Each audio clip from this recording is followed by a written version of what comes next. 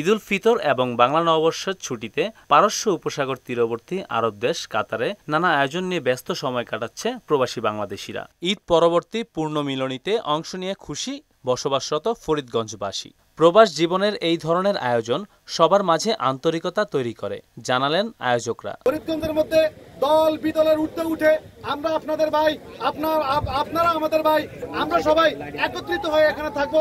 সবাই করবো যে ফরিদগঞ্জে যারা শরীর আছে তাদের মারফতে আইডি চেঞ্জ করা। ভাইরা যে অবস্থায় আছেন আইন কানুন মেনে চলবেন। যাদের শরীরটা আছে তারা আমাদের ফরিদগঞ্জের ভাইদেরকে অগ্রাধিকার একটু বেশি দিবেন। আয়োজনে ছিল প্রীতি ফুটবল ম্যাচ, অন্ধের হাড়িভাঙা খেলা, ভলিবল, দড়ি টানাটানি ও 200 মিটার দৌড় প্রতিযোগিতা। এদিকে দোসারি পার্কে ঈদ পূর্ণমিলনী ও সাংস্কৃতিক অনুষ্ঠানের আয়োজন করে ফেনী সমিতি কাতার। ছেলে বুড়ো সবাই মেতে ওঠেন এই আনন্দ আয়োজনে। অনুষ্ঠানের প্রধান অতিথি ছিলেন কাতারে নিযুক্ত বাংলাদেশের রাষ্ট্রদূত মোহাম্মদ নজরুল ইসলাম। যদিও ফেনী সমিতির অনুষ্ঠান, কিন্তু এখানে আমি দেখেছি যে বাংলাদেশের সব এলাকার সবাই আছেন, তো সেই জন্য তারা একটু বিশেষভাবে ধন্যবাদ পাওয়ার যোগ্য যে ওনারা ওনাদের আনন্দ এবং বিশেষ করে ঈদের আনন্দ সবার সাথে ভাগ করে নিয়ে উদযাপন করছেন। ইনশাআল্লাহ এই ঈদের আনন্দ আমাদের জীবনে আরও অন্তত পরের ঈদ পর্যন্ত যাতে আল্লাহ তাআলা আমাদের জীবনে রেখে দেন, সেই জন্য আল্লাহর কাছে প্রার্থনা করছি। ধন্যবাদ। প্রবাসী ঈদ ও নববর্ষ উদযাপনের অনুভূতির কথাও জানান সেখানকার বাংলাদেশিরা।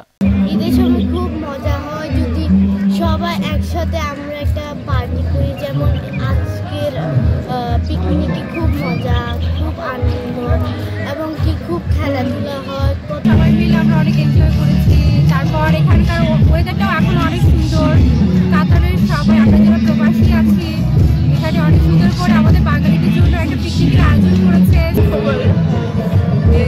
এনভায়রনমেন্ট অনেক সুন্দর আর বাতাসটা অনেক ভালো লাগছে, কিন্তু অনেক গরম। এটা অনেক ভালো লেগেছে।